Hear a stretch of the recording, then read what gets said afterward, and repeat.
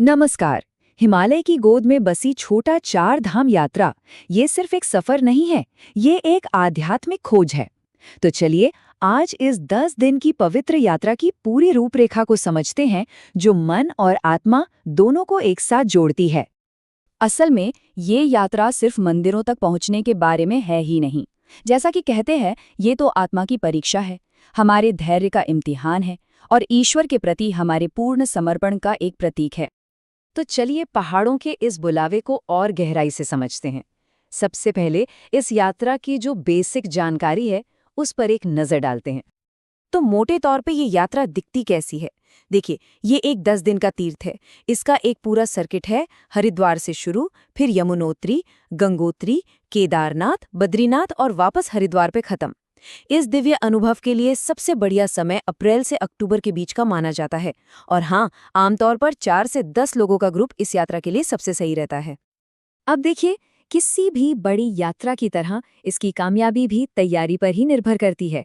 और यहाँ तैयारी का मतलब सिर्फ सामान पैक करना नहीं है, बल्कि ये तो समर्पण का पहला कदम है। पहाड़ों का मौसम भई कभी भी बदल सकता है, इसलिए सही सामान रखना तो बहुत ही जरूरी है। गर्म कपड़े, एक रेनकोट और सबसे जरूरी अच्छी पकड़ वाले ट्रेकिंग शूज। ये आपको हर चुनौती के लिए तैयार रखते हैं। साथ में पानी की बोतल, टॉर्च, पावर बैंक और एक छोटी सी फर्स्ट एड किट तो जरूर रखें। और हाँ, एक चीज बिल्कुल मत भूलिएगा, अपना आईडी प्रूफ और यात्रा रजिस्ट्रेशन की कॉपी। अच्छा, इस यात्रा के कुछ सुनहरे नियम भी हैं, मतलब क्या करें और क्या ना करें। अपना ई रजिस्ट्रेशन पहले ही करा लें, सामान जितना हो सके हल्का रखें और खूब पानी पीते रहें। दूसरी तरफ शराब या मांसाहार से दूर रहें, रास्ते में गंदगी बिल्कुल ना फैलाएं और तेज म्यूजिक बजाकर वहां की शांति को भंग ना करें। आखिरकार ये सम्मान की यात्रा है। तो तैयारी पूरी हो गई, नियम कायदे समझ लिए। अब शुरू होती है असली चढ़ाई। हमारा पहला पड़ाव होगा यमुना और गंगा के पवित्र उद्गम स्थल। यात्रा का तीसरा दिन और हम पहुंचने वाले हैं अपने पहले धाम यमुनोत्री, जो पवित्र यमुना नदी का स्रोत है। यमुनोत्री धाम तक पहुंचना अपने आप में एक अनुभव है। पहले तो बरकोट से जानकी चट्टी तक गाड़ी से जाते हैं, फिर वहां से शुरू होता है 6 किलोमीटर का पैदल ट्रैक। हाँ, आप चाहें तो खच्चर या पालकी भी कर सकते हैं। और अंत में मंदिर में दर्शन के बाद सूर्य कुंड के उबलते गर्म पानी में चावल की पोटली डालकर प्रसाद पकाने का अनुभव, सच में वो आप कभी नहीं भूल सकते। यमुनोत्री में यमुना मैया का आशीर्वाद लेने के बाद यात्रा के 5वें दिन हम पहुंचते हैं अपने दूसरे धाम गंगोत्री, यानी मां गंगा का पवित्र उद्गम स्थल। गंगोत्री तक का रास्ता थोड़ा आसान है। उत्तरकाशी से आप सीधे गाड़ी से मंदिर तक जा सकते हैं। वहां पहुंचकर गंगोत्री घाट के बर्फीले पानी में एक पवित्र डुबकी, फिर मां गंगा के दर्शन और उसके बाद उस पवित्र भागीरथ शिला को नमन करना एक अद्भुत एहसास है। कहते हैं यही वो पत्थर है जिस पर बैठकर राजा भगीरथ ने गंगा को धरती पर लाने के लिए तपस्या की थी। 2 धामों के दर्शन के बाद अब आती है इस यात्रा के सबसे चुनौतीपूर्ण हिस्से की बारी, केदारनाथ की चढ़ाई, जो सच में विश्वास और सहनशक्ति की असली परीक्षा है। 7वां दिन ये सिर्फ कैलेंडर का एक और दिन नहीं है, ये आस्था और धीरज की सबसे बड़ी परीक्षा का दिन है। 18 किलोमीटर ये बस एक संख्या नहीं है, ये गौरीकुंड से केदारनाथ मंदिर तक का वो लंबा और बेहद कठिन रास्ता है। ये दूरी सिर्फ पैरों से नहीं, बल्कि हिम्मत और आस्था से तय की जाती है। ये शारीरिक सहन शक्ति से ज्यादा मानसिक दृढ़ता की परीक्षा है। और इसका मतलब है एक रात। जी हाँ, इस चुनौती को और बढ़ाता है ये नियम कि आपको केदारनाथ की उस ऊंचाई पर कम से कम एक रात रुकना ही पड़ता है। ये शरीर को ऊंचाई के हिसाब से ढालने के लिए जरूरी है, और ये अनुभव अपने आप में एक तपस्या से कम नहीं। तो इस कठिन चढ़ाई को पूरा करने के लिए कुछ बातें जानना बहुत जरूरी है। आप ये रास्ता पैदल तय कर सकते हैं या फिर फाटा और सिरसी जैसी जगहों से हेलीकॉप्टर भी ले सकते हैं। ट्रैक शुरू करने से पहले गौरीकुंड में स्नान जरूर करें और शाम की आरती का हिस्सा बनना तो बिल्कुल न भूलें। और हाँ, ऊंचाई पर शरीर को हमेशा ढक कर रखें, धीरे धीरे चलें, दौड़ने की गलती तो बिल्कुल ना करें। जरूरत पड़े तो एक छोटा ऑक्सीजन सिलेंडर भी साथ रख सकते हैं। केदारनाथ की कठिन परीक्षा के बाद अब यात्रा एक शांत और सुकून भरे पड़ाव की ओर बढ़ती है, क्योंकि हम अपने अंतिम धाम बद्रीनाथ की ओर बढ़ रहे होते हैं। 9वें दिन हम भगवान विष्णु के निवास यानी बद्रीनाथ धाम पहुंचते हैं। यकीन मानिए, यहाँ के वातावरण में ही एक अलग सी दिव्यता और शांति महसूस होती है। बद्रीनाथ में दर्शन की एक खास रस्म है। सबसे पहले प्राकृतिक रूप से गर्म पानी के तप्त कुंड में स्नान करके यात्रा की सारी थकान मिटाई जाती है। इसके बाद भगवान बद्री विशाल के दिव्य दर्शन होते हैं और मंदिर के ठीक पीछे खड़े नर और नारायण पर्वतों का वो राजसी नज़ारा, वो इस अनुभव को हमेशा के लिए यादगार बना देता है। हाँ, मंदिर की पवित्रता बनाए रखने के लिए कुछ बातों का ध्यान रखना बहुत जरूरी है। जैसे हमेशा स्नान के बाद ही मंदिर में जाएं। कोशिश करें कि सुबह जल्दी दर्शन कर लें ताकि भीड़ से बच सकें। और याद रखिएगा, मंदिर परिसर के अंदर फोटो खींचना सख्त मना है। और फिर आता है 10वां दिन, वापसी का सफर। पर ये सिर्फ एक वापसी नहीं, बल्कि एक तरह से चिंतन का समय है। रास्ते में जब देवप्रयाग और रुद्रप्रयाग जैसे पवित्र संगम दिखते हैं, तो लगता है कि जैसे ये यात्रा का चक्र अब पूरा हो गया है। और आखिर में जब हम मैदानी इलाकों में लौटते हैं, तो एक बात साफ महसूस होती है कि असली यात्रा पहाड़ों में नहीं, बल्कि हमारे अपने अंदर हुई है। तो सवाल ये उठता है कि इस यात्रा का असली मतलब क्या है? क्या ये सिर्फ मंदिरों का भ्रमण है, या फिर इससे कई ज्यादा कुछ और? इसका जवाब शायद इस प्राचीन विश्वास में छिपा है। माना जाता है कि 4 धाम की तीर्थ यात्रा इंसान को उसके पापों से मुक्त करती है और उसे मोक्ष पाने में मदद करती है। तो ये शरीर के लिए एक यात्रा है और आत्मा के लिए एक मंजिल। नमस्कार, चलिए आज एक ऐसी यात्रा पर चलते हैं जो सीधे हिमालय के दिल में ले जाती है, गंगोत्री और यमुनोत्री धाम की यात्रा। इस पूरी चर्चा में हम लोग हर वो छोटी बड़ी बात जानेंगे जो इस सफर को ना सिर्फ आसान बल्कि यादगार बना दे। गंगोत्री से भक्ति और यमुनोत्री से शुद्धता। वाह, क्या खूबसूरती से इस एक लाइन में पूरी यात्रा का सार छिपा है। यह सिर्फ एक जगह से दूसरी जगह जाना नहीं है, ये तो भक्ति और अपने अंदर की शुद्धि का एक बहुत गहरा अनुभव है। और यही सोच, यही भावना हमें इस सफर में आगे लेकर जाएगी।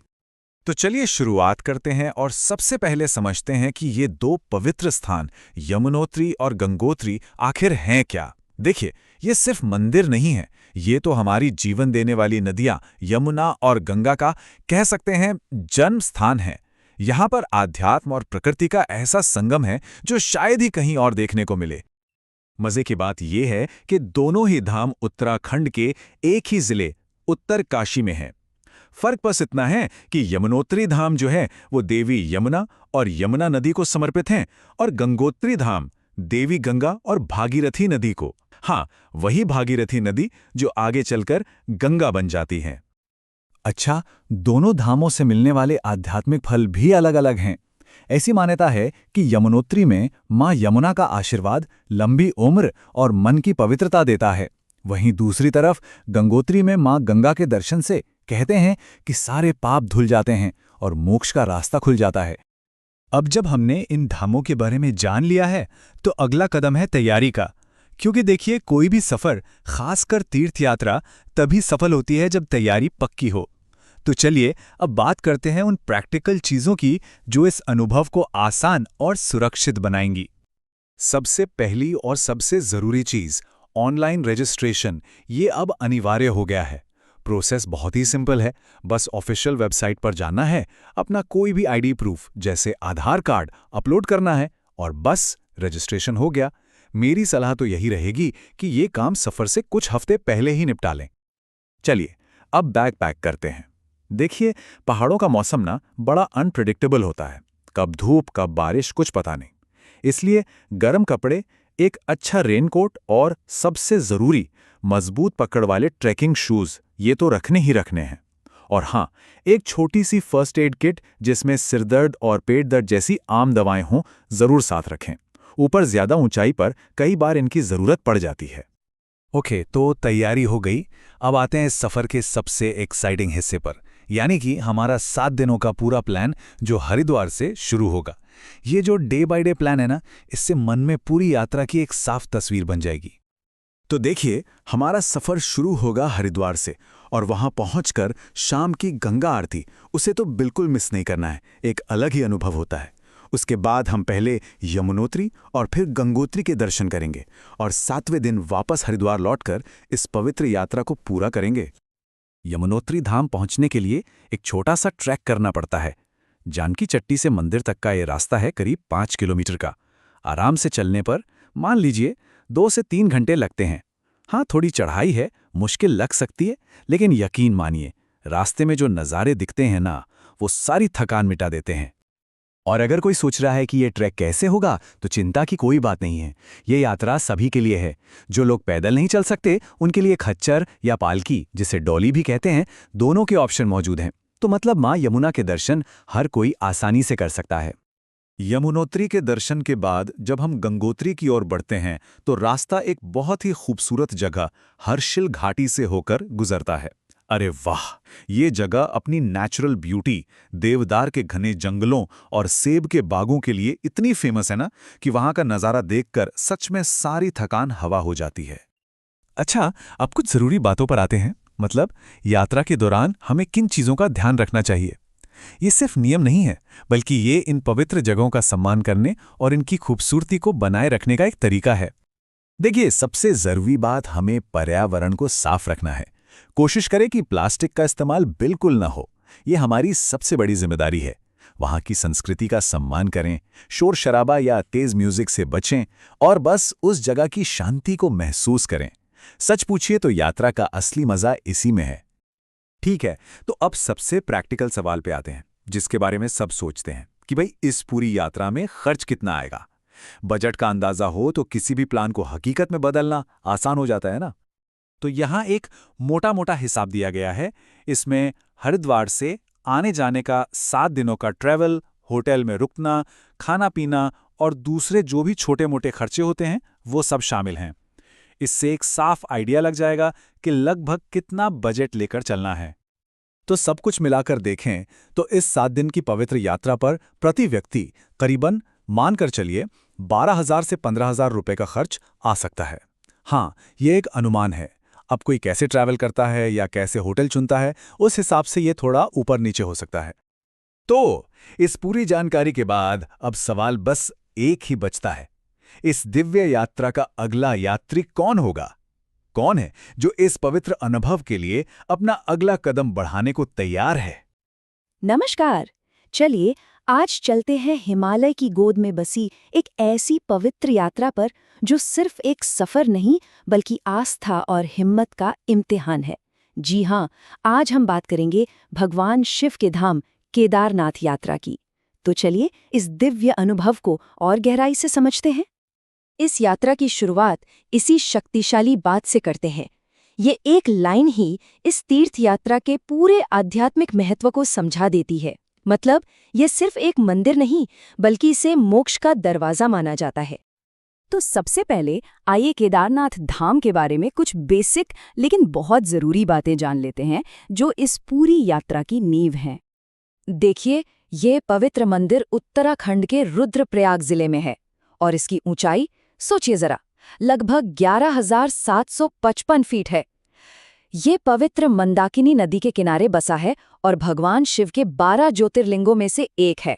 और हाँ, इसके कपाट हर साल सिर्फ 6 महीनों के लिए ही खुलते हैं। अच्छा, अब बात करते हैं सबसे जरूरी हिस्से की, यात्रा की तैयारी। क्योंकि एक सफल और सुरक्षित यात्रा के लिए सही तैयारी होना बहुत बहुत जरूरी है। एक बात गांठ बांध लीजिए, यात्रा रजिस्ट्रेशन अब बिल्कुल अनिवार्य है। इसे ऑनलाइन या फिर हरिद्वार, ऋषिकेश जैसी जगहों पर ऑन स्पॉट भी करवाया जा सकता है। इसके साथ अपना आधार कार्ड और अगर उम्र 60 साल से ज्यादा है तो मेडिकल फिटनेस सर्टिफिकेट रखना बिल्कुल मत भूलिएगा। देखिए, पहाड़ों के मौसम का ना कोई भरोसा नहीं होता। अभी धूप होगी, अगली ही पल बारिश हो सकती है। इसीलिए गर्म कपड़े और रेनकोट तो पैक करना ही करना है। साथ में टॉर्च, पावर बैंक और हाँ, सफर में एनर्जी बनाए रखने के लिए पानी की बोतल, कुछ स्नैक्स और एक छोटी सी फर्स्ट एड किट हमेशा साथ होनी चाहिए। ये यात्रा सिर्फ केदारनाथ पहुंचने तक ही नहीं है। सच तो ये है कि मैदानी इलाकों से पहाड़ों की तरफ जाने वाला हर एक मोड़, हर एक संगम अपने आप में एक अलग ही अनुभव है। आमतौर पर ये पूरी यात्रा हरिद्वार से शुरू होकर 7 दिनों में पूरी होती है। पहले दिन हरिद्वार पहुंचना, फिर गुप्तकाशी और तीसरे दिन गौरीकुंड, जहां से असली चढ़ाई शुरू होती है। चौथा दिन ट्रैक के लिए, 5वें दिन दर्शन और फिर अगले 2 दिनों में वापसी का सफर। रस्ते में देवप्रयाग नाम की एक बहुत ही खास जगह आती है। पता है क्यों? क्योंकि यहीं पर 2 पवित्र नदियां भागीरथी और अलकनंदा एक हो जाती हैं और यहीं से इस धारा को गंगा का नाम मिलता है। ये नज़ारा सच में अद्भुत होता है। तो अब आते हैं यात्रा के सबसे चैलेंजिंग लेकिन सबसे यादगार हिस्से पर, गौरीकुंड से केदारनाथ मंदिर तक की वो 16 किलोमीटर की पैदल चढ़ाई। जी हाँ, 16 किलोमीटर। सुनने में ये नंबर शायद छोटा लगे, है ना? लेकिन पहाड़ी रास्तों पर ये दूरी आपके शरीर और मन दोनों की परीक्षा लेती है। लेकिन घबराने की बात नहीं है। इस लंबी चढ़ाई को आसान बनाने के लिए इसे कई पड़ावों में बांटा गया है। गौरीकुंड से सफ़र शुरू होता है, फिर जंगल चट्टी, भीमबली और लिंचोली जैसे स्टॉप्स आते हैं जहां रुककर थोड़ा आराम किया जा सकता है। हर पड़ाव पर चाय पानी की सुविधा मिल जाती है। और हाँ, जो लोग पैदल यात्रा नहीं कर सकते उनके लिए भी खच्चर और पालकी जैसे कई ऑप्शंस हैं। इसके अलावा हेलीकॉप्टर सेवा भी मिलती है, लेकिन हाँ, उसकी बुकिंग बहुत पहले से ही ऑनलाइन करानी पड़ती है। और फिर घंटों की कठिन चढ़ाई के बाद जब मंदिर प्रांगण में पहला कदम रखते हैं, तो वो पल आता है जिसका हर भक्त को इंतजार होता है। बाबा केदार के दिव्य दर्शन। वो एहसास ही कुछ और है। दर्शन के लिए सुबह जल्दी उठना सबसे अच्छा रहता है। मंदिर के कपाट तो सुबह 4 बजे मंगला आरती के साथ खुल जाते हैं, लेकिन जो मुख्य दर्शन का समय है वो सुबह 6 से 8 बजे के बीच होता है। उस वक्त की दिव्यता सच में कुछ और ही होती है। केदारनाथ में सिर्फ मुख्य मंदिर ही नहीं, और भी पवित्र स्थान हैं।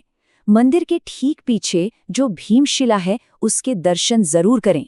माना जाता है कि 2013 की विनाशकारी बाढ़ में इसी विशाल शिला ने मंदिर की रक्षा की थी। वहां बैठकर ध्यान करने से एक अनोखी शांति महसूस होती है। और अंत में चलिए कुछ जरूरी नियमों की बात करते हैं। देखिए, एक जिम्मेदार तीर्थयात्री होने के नाते इस पवित्र स्थान की गरिमा और पर्यावरण का सम्मान करना हमारा सबका कर्तव्य है। कुछ आसान लेकिन बहुत जरूरी नियम हैं जिनका पालन करना चाहिए।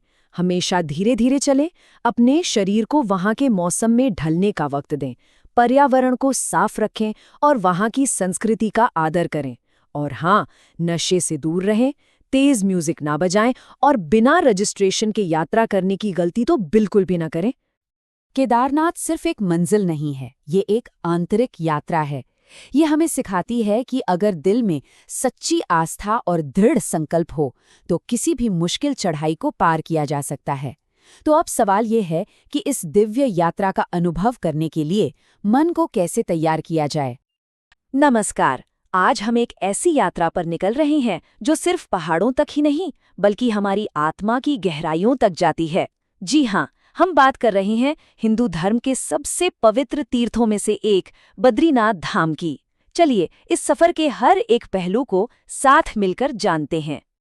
सोचिए, इस यात्रा का पूरा आध्यात्मिक सार शायद इसी एक मान्यता में छिपा है। ये सिर्फ एक दर्शन नहीं है, इसे मोक्ष का दरवाजा माना जाता है, मतलब जन्म और मृत्यु के चक्र से मुक्ति। और यही वो गहरा विश्वास है जो हर साल लाखों श्रद्धालुओं को इस मुश्किल सफर पर खींच लाता है। तो चलिए इसी आध्यात्मिक खोज को थोड़ा और करीब से समझते हैं। ये कोई आम छुट्टी नहीं है, ये तो एक जगह से दूसरी जगह जाना नहीं, बल्कि बाहर की मुश्किलों का सामना करते हुए अपने अंदर के ईश्वर को खोजने का एक सफर है। तो सबसे पहले ये जानना जरूरी है कि बद्रीनाथ धाम को इतना पवित्र आखिर क्यों माना जाता है। इसकी नींव में कौन सी कहानियां और कैसा भूगोल छिपा है, आइए देखते हैं। तो देखिए, ये दिव्य स्थल उत्तराखंड के चमोली जिले में 3133 मीटर की जबरदस्त ऊंचाई पर बसा है। यहाँ भगवान विष्णु अपने बद्री नारायण के रूप में विराजते हैं और ठीक मंदिर के कदमों से होकर बहती है पवित्र अलकनंदा नदी, जो इस जगह की ऊर्जा को कई गुना बढ़ा देती है। अब बात करते हैं उस रास्ते की जो मंजिल तक ले जाता है। क्योंकि कहते हैं कि बद्रीनाथ यात्रा में रास्ता भी उतना ही पवित्र और जरूरी है जितनी कि मंजिल खुद। तो ये अद्भुत यात्रा आमतौर पर हरिद्वार में गंगा आरती की उस दिव्य ऊर्जा के साथ शुरू होती है। वहां से देवप्रयाग और रुद्रप्रयाग जैसे पवित्र संगमों को महसूस करते हुए जोशीमठ तक का सफर होता है, और फिर आखिर में आती है वो अंतिम चढ़ाई जो सीधा भगवान बद्री विशाल के द्वार तक ले जाती है। और अब आते हैं यात्रा के उस सबसे अहम पल पर जिसका हर किसी को इंतजार रहता है, भगवान बद्री विशाल के दिव्य दर्शन का वो अनुभव। सच में यही वो क्षण है जिसके लिए हर तीर्थयात्री इतनी मुश्किलें सहकर यहाँ पहुँचता है। दर्शन का दिन शुरू होता है सुबह के ब्रह्म मुहूर्त में, ठीक 4:30 बजे, जब मंदिर के दरवाजे खुलते हैं। ये वक्त सिर्फ एक समय नहीं है, ये उस गहरी आस्था और अनुशासन का प्रतीक है जो इस पवित्र धाम की आत्मा है। दिन की शुरुआत होती है तप्त कुंड के गर्म पानी में डुबकी लगाकर। कहते हैं सारी थकान मिट जाती है। इसके बाद होते हैं भगवान के दर्शन, फिर सुबह की अभिषेक पूजा यानी भगवान के पवित्र स्नान और श्रृंगार को देखने का मौका मिलता है, और फिर सिर उठाकर नर नारायण और नीलकंठ पर्वतों के विराट रूप को देखना। सच में ये एक अविस्मरणीय अनुभव है। लेकिन रुकिए, आध्यात्मिक सफर मंदिर के दरवाजे पर ही खत्म नहीं होता। बद्रीनाथ के पास ही बसा है माणा गांव, जिसे भारत का अंतिम गांव भी कहा जाता है। ये जगह किसी जीती जागती पौराणिक कथा से कम नहीं है। यहाँ आपको मिलेगी व्यास गुफा, जहाँ माना जाता है कि महर्षि वेद व्यास ने महाभारत की रचना की थी। पास में ही गणेश गुफा है, भीम द्वारा रखा गया एक विशाल पत्थर का पुल है, और सरस्वती नदी का रहस्यमयी उद्गम स्थल भी यही है। मतलब यहाँ का तो हर पत्थर एक कहानी कहता है। चलिए अब जरा कुछ प्रैक्टिकल बातों पर आते हैं।